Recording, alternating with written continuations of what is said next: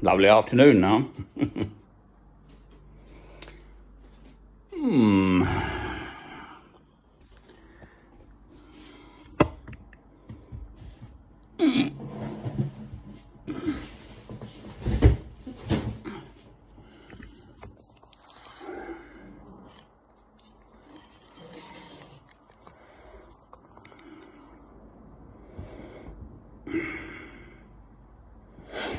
Almost back on an even keel.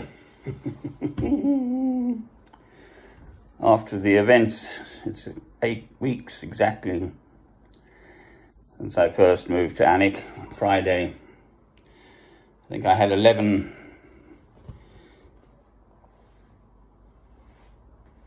peaceful nights, and then all hell broke loose, and there's been the world on its head ever since in my life. Never no mind, I'm still the same me. I am a Christian. This complete idiot, Dean Digby, whom I knew. As a site manager, and there was a building going on of new housing down in Harpenden, and we got quite pally. He sent me a message saying, "Why don't I think of myself and forget about God?" Oh, please. What an idiot. What a complete, total, utter idiot. How wrong can you be? The whole point is, as I keep on and on and on, is what is the meaning of life? The meaning of life is to love God through Christ. The reason God put us in his world is to love him. I mean, what a completely idiotic comment to make on one of my films. I just deleted it. Poor chap. I don't know what... Well, I mean, that is exactly my problem. Since anyone, you believe in God, oh, you must be mad. Huh. And that's clearly what's going on here in Alnwick at St. Michael's Square. It's absolutely clearly, if nothing else, never mind the drugs dealing, of which there is some, religious persecution of me just for being a Christian. They can't stand it. Those two women, the Scottish neighbour and the Polish neighbour.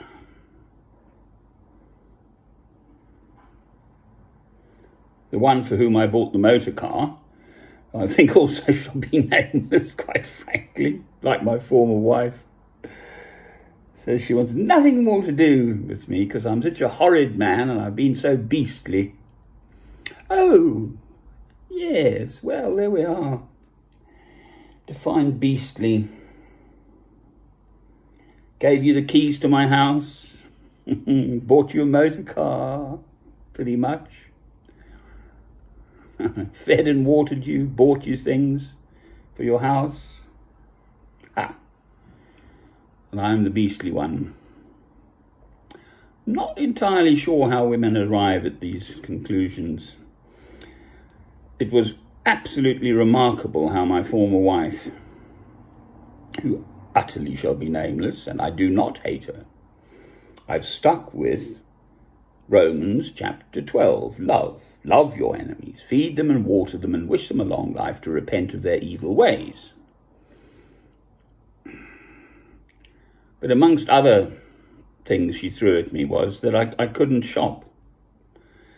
So at one point we didn't have a motor car around, and I was living down with my old years in Mill Hill. And I went, quite a few miles away to the sort of West Hendon, just on a bicycle, and I had a proper big mountain rucksack then, I think 70-litre one, and I jammy-packed it full of food and supplies. Another thing, she had a Land Rover, my former wife.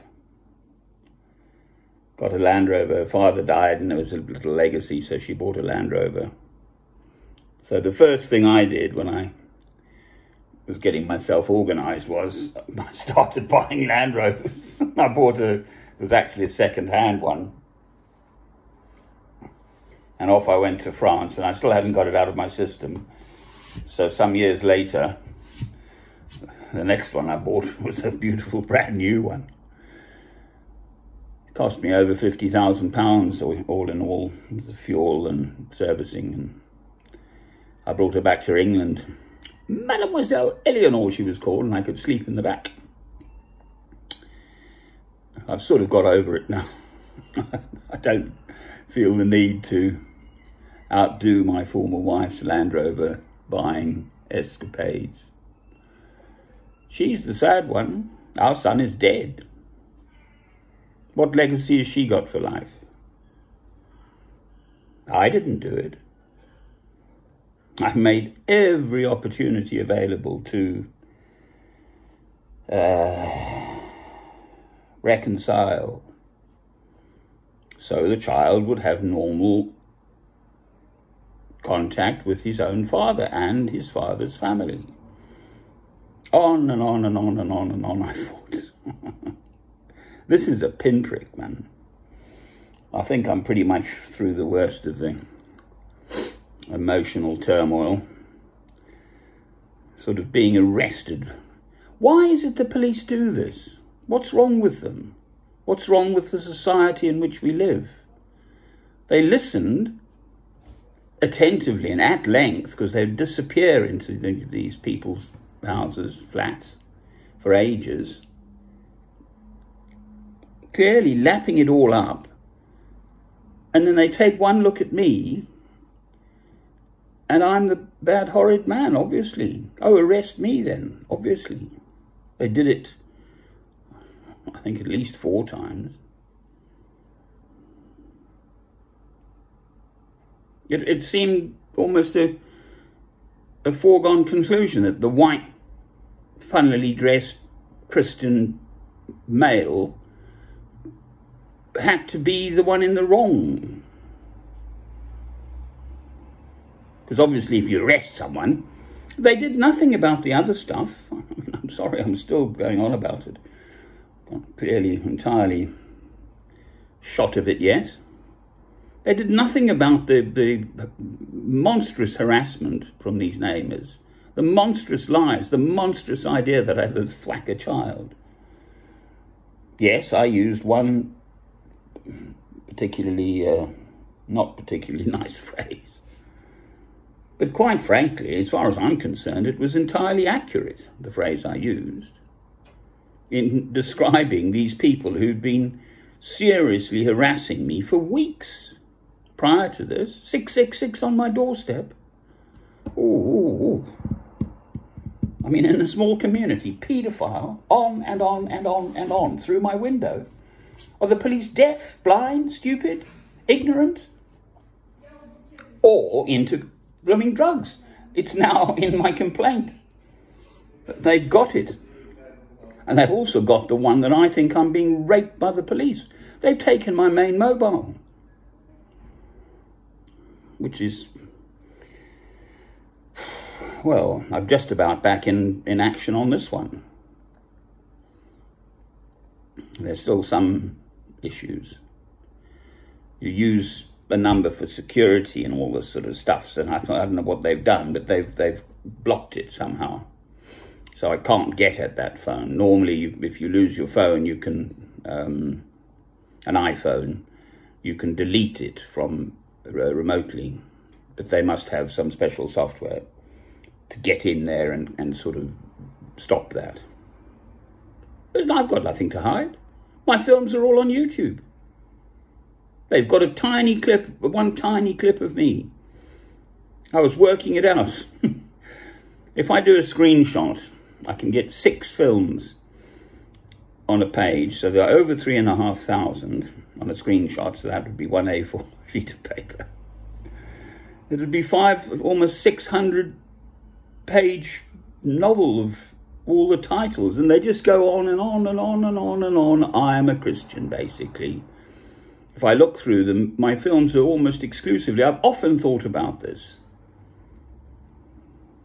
There are the politicians, talking about this, they went on and on and on about Brexit, didn't they? On and on and on.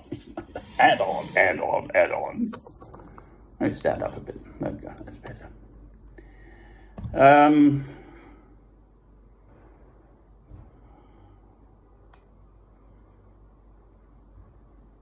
Well, I know what I think about Brexit. I think it was a complete mistake. Woof, finish, end of conversation. Not interested in discussing the matter any further whatsoever. Thank you. Bye-bye. Whereas clearly I feel I've got something to say about the beauty of loving God and his word and understanding it, interpreting it, putting it into practice in life, seeing life through as nearly as I can, be the best Christian I can be today. It's the only day we've got. Yesterday's gone. Tomorrow hasn't happened. I'm fed and watered. My poor old body is still pretty knackered, but I've had some rest. It's a lovely day. I wish I would, in normal circumstances, walk down to the docks, because docks are fun. It's only a stone's throw from here, but I'm not up to it today. That's all right. I'll take it second hand from the seagulls. I'm 64, and curiously, all of this stuff, all it does is sort of spur me on to the evil in the world and trying to overcome it. And I'm afraid that evil is not misplacedly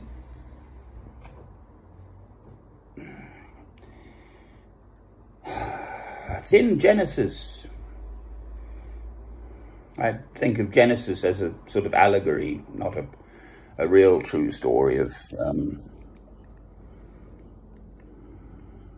actual people. Although the genealogy goes all the way back to Adam, Christ's genealogy. Anyway, that's a sort of theological discussion. Be that as it may, part of the story is that woman is evil.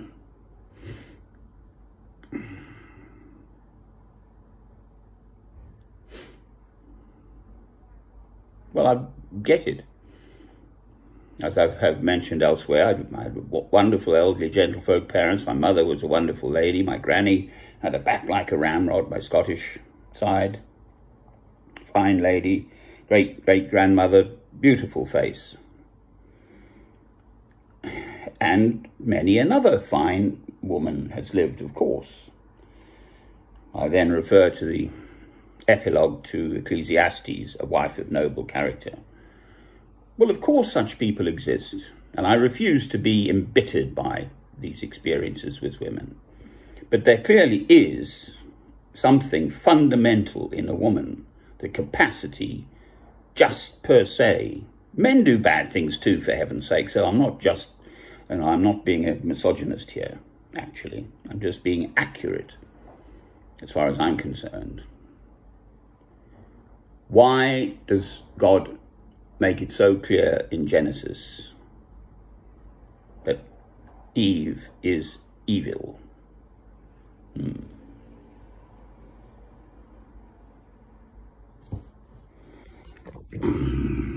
There's a Madonna by Rembrandt. I had a book, but I've had that with me for absolutely yonks.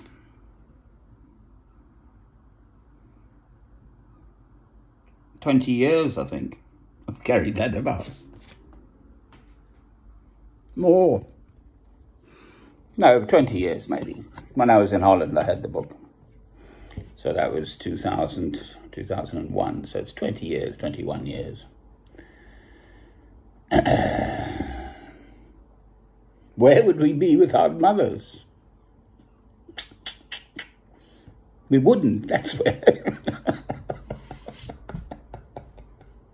Who does most of the work in the world while the men sit around drinking? Women. Ha! In the third world, in Africa, elsewhere. Let's tell you what, I'm in these places. There's no air. You can't open these windows properly.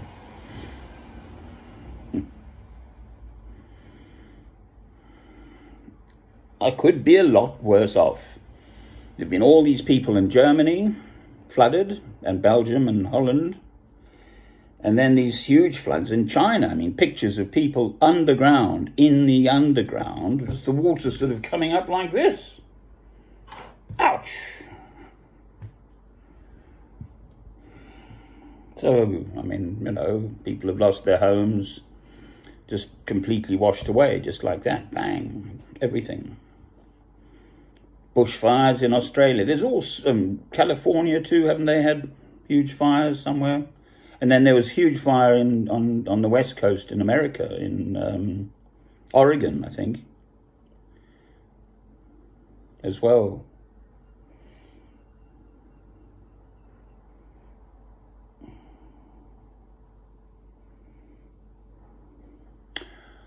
So really, the theme for this one, I'm afraid, is personal. I generally try not to just speak about my stuff, if at all. But it has arisen, and for the few people who may be interested, I am almost returning to some sort of equilibrium, thank heavens. It's a nice little room. It's fine. I've got a little hob there, fridge.